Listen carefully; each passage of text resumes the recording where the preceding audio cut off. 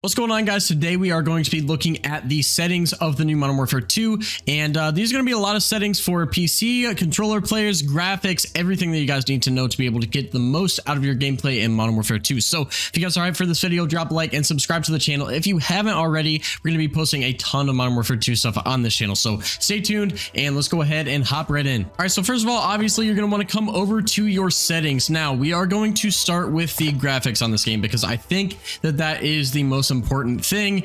A lot of you guys, and I can say this for, my friend group as well, a lot of you guys don't really know how to optimize and display stuff very well, so I'm here to help, and hopefully we can actually get you guys having the right settings on after this video. So if these do help you out, make sure you guys let me know down in the comments as well. Starting out, you want full screen exclusive on 100%. You do not want to use any of these other things because if you do, you're going to be locked at 60 FPS or 60 hertz, and you don't want that. So definitely full screen exclusive on that. Display adapter, make sure you have set to your GPU. Obviously, you don't want to be running the game off of, I know some processors have an actual display adapter, I believe, so definitely set this to your graphics card. Screen refresh rate, you want to have set to the max that you can based on your monitor. Now, I have a 240 hertz monitor. I don't know if you have like a 144 hertz or a 60 hertz monitor, if it will even show you these options, but definitely make sure that you have it set to the max that your monitor can actually show, because you want to be having, as much hertz as you possibly can. Coming down after that, the display resolution, again, this is based on your specific monitor, so mine is 1920 by 1080, so that's why I have it set to.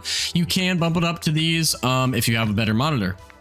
Dynamic resolution, you want this off. You do not want to have dynamic resolution on. It will definitely drain your FPS by a good amount. After that, you want your aspect ratio on automatic. You don't want to be messing with this too much. This isn't CSGO or old Fortnite. We don't want to be having any stretched res on this, at least so far. Now, there might come a time that maybe there is a better res to play on, but for right now, you want this set to automatic. VSync, this is a very important one. A lot of people think that VSync helps. It does not. Now, if you do have some screen tearing issues, it can definitely help with that, but me personally, I never really mess with having VSync on for one reason, and that is latency. If you turn on VSync, you will have a lot of delay in kind of like moving your mouse around, shooting, everything like that is going to be definitely delayed. You're going to get a lot of input delay, so definitely keep that off if you guys care about input delay, which obviously most of you do.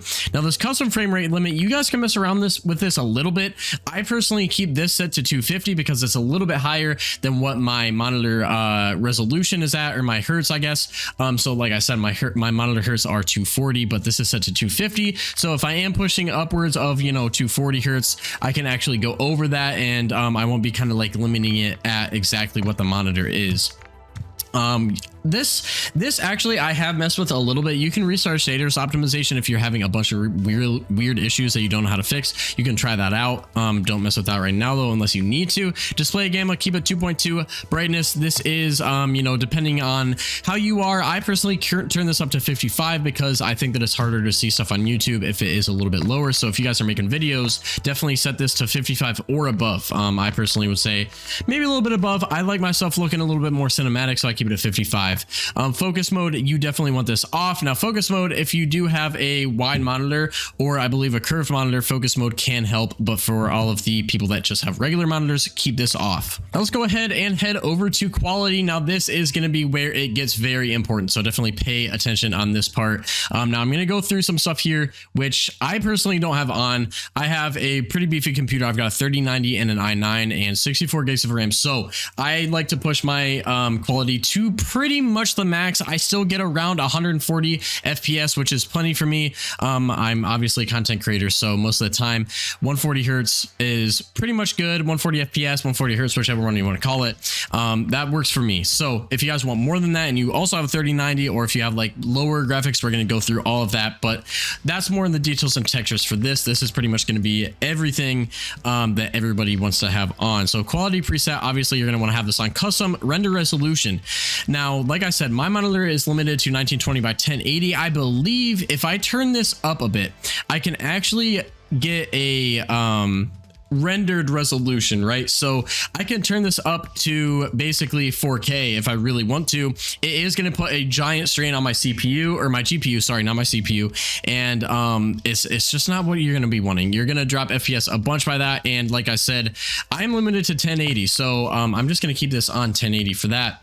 Now, this is the most important thing in the quality settings, in my opinion. Now, most of you will be playing on NVIDIA DLSS by default. Now, it looks great. It looks great. It's going to help out with your FPS a little bit, but you're not going to be able to really see the enemy if they are more than, I don't know, I'd say like around 20 meters, they start getting a little blobby and kind of like they mesh in with their background and stuff. So change this over to Fidelity CAS. Now, this is very important to do as well.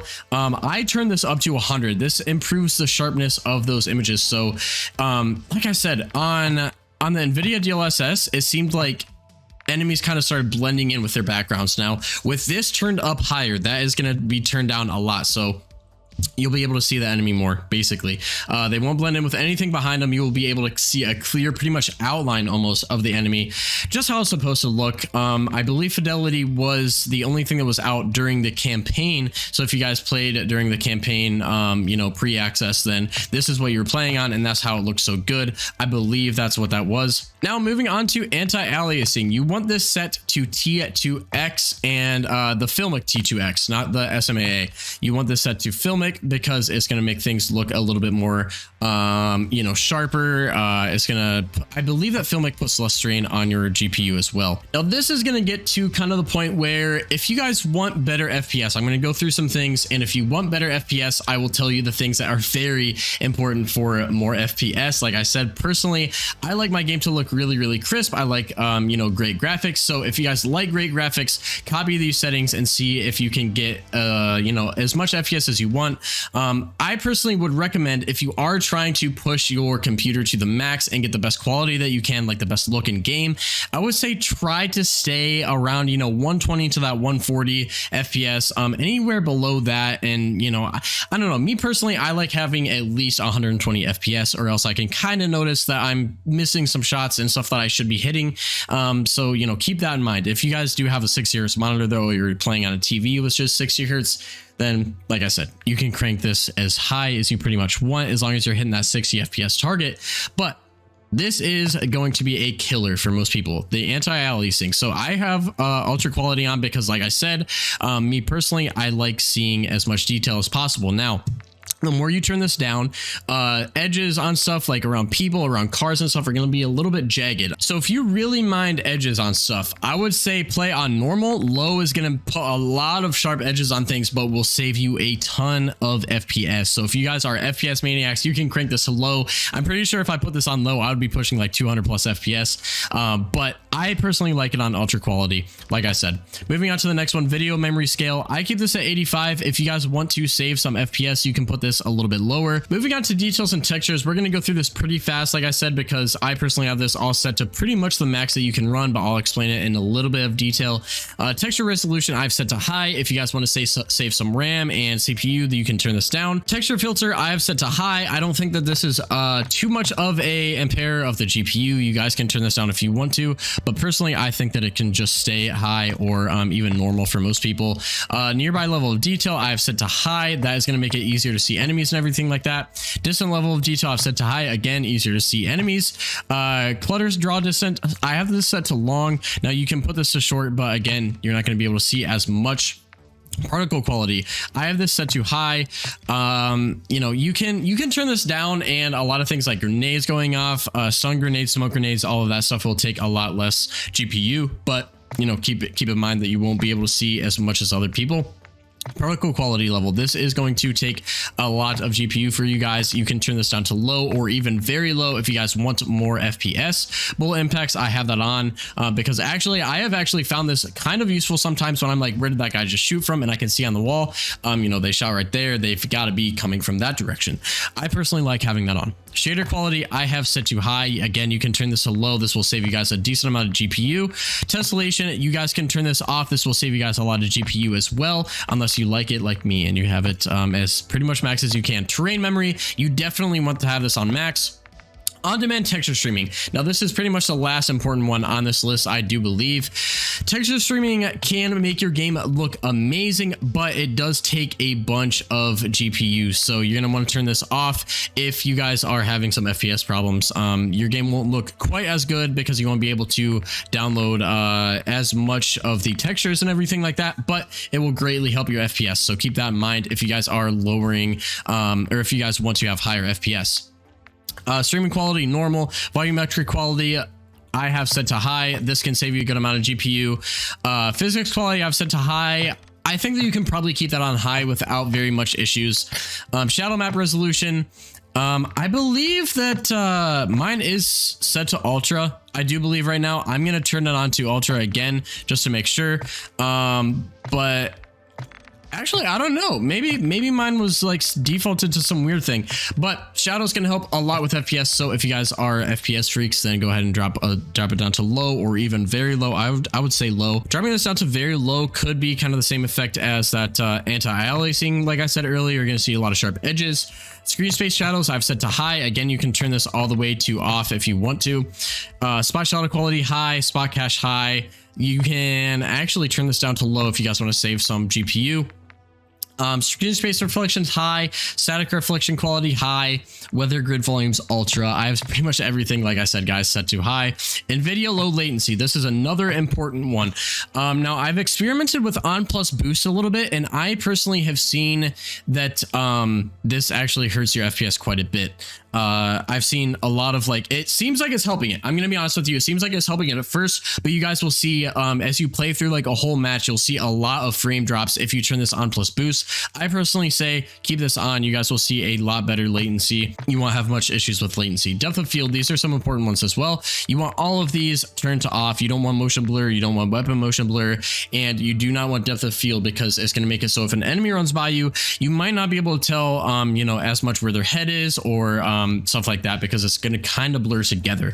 Film grain, I have set to 0 as well. If you guys want more of a cinematic experience, you can turn this back up to, I believe the default is 0.25. I wouldn't go any higher than that, or you could find an in-between middle ground kind of at like maybe 0.1 or 0.15, depending on what you guys like. Now let's move on to the view tab. Now I know I'm going to get some comments down below about this. I personally do not play on the absolute max because I've found that at some ranges it might be hard to see somebody that's kind of like head glitching or laying down in some bushes. I turn this at 115. A lot of people play on max, and by all means definitely play on max if you guys like playing like that. I believe that playing on max is actually better for most people. I personally just have had some issues with seeing people on head glitches with max FOV, so that's a personal issue by me. I know that I could probably be getting more kills if I turn this to 120, but me personally, I like it 115. Still pretty high, but you know, crank this to 120. I would say for most people, try 115 if you guys want. Let me know down in the comments if 115 helps you out more than 120 does. But yeah, I turn it to 115. ADS field of view, this is another important one. You're going to want to turn this to affected for sure. If you have it on independent, when you aim down sight, your FOV is going to change and it's going to throw off your muscle memory and everything like that. So definitely turn this to affected. Now this is a cool one. So weapon field of view, I had this to default for the most time, and now I just turned it to wide, and it makes me feel like I am hitting way more clips, and I just feel better. So if you guys remember in the original Modern Warfare, not original, but the last one, 2019, you guys know that when you turned up the FOV, your gun kind of zoomed out and it felt like you were in the zone. This is how you get that in the zone feeling, I would say, with the wide weapon field of view. Third person field of view, I have this set to 80. I don't play third person, so again, I really can't tell you guys on the third person view, to be honest with you. All this third person stuff, that is up to you, third person guys. I don't play it.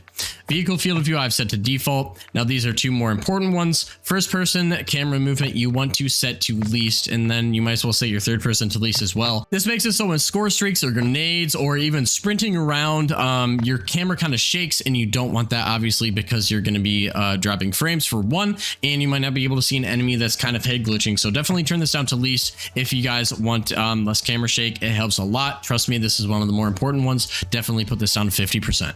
Now, real quick, we're going to go over audio. I haven't messed too much with this because I have a SteelSeries headset that comes with a basically audio mixer that I can kind of mess with stuff even more in depth. But I personally have this on headphone bass boost. Obviously, music is turned to 0. I kind of keep that on, but for this video, I turned it off. Mono audio I've set to off. You guys can look over this real quick. Me personally, I didn't mess too much around with this because, like I said, I mess with it in my program that I have from this headset, but you guys can copy this if you guys want to. I think I changed a couple things, but you know, this is more up to the specific headset that you guys have. Find what's best for you. Maybe let me know down in the comments if you guys find something that is super important about audio, because I personally have not found anything in this game specific that is super important.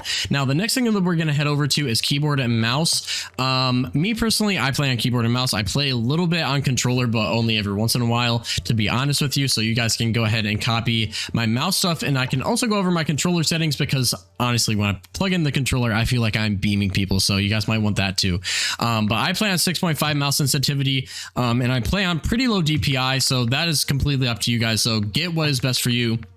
If you guys have a big mouse pad, I would say try to get the least amount of sensitivity, least amount of DPI that you can. If you have a smaller mouse pad, you can kind of crank this up.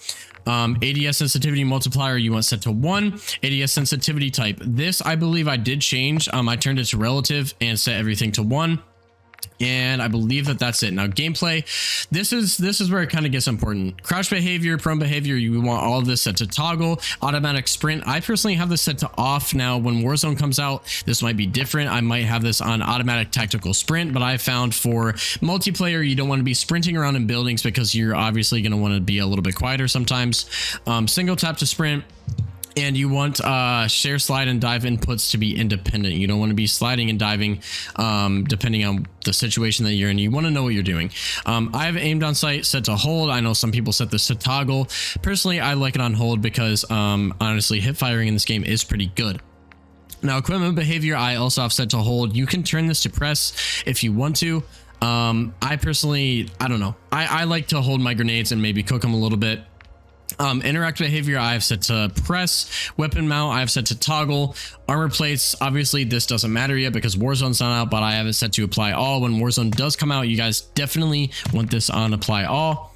Now, I have this on long delay, always enabled, and behind vehicle for all of this vehicle behavior stuff. You don't really need to mess with this too much unless you guys are playing those game modes with the vehicles in them. Now, for me, my pings stopped working at the time of me recording this video. I think that there was some type of glitch with pings where you could ping an enemy and they would be pinged the whole match. But once pings are back, I have this on double tap, moderate, and moderate. Now let's go ahead and move on to keybinds.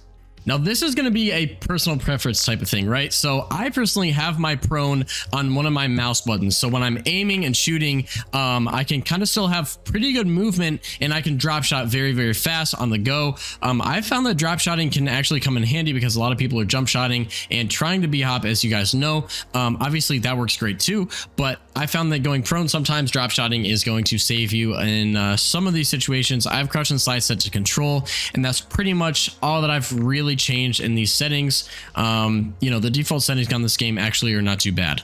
Now, for controller, again, you guys can mess with this if you want to. I have my sensitivity set to 10 on both. Obviously, you don't want to change that. ADS multiplier, I have set to 1. Sensitivity multiplier is all 1.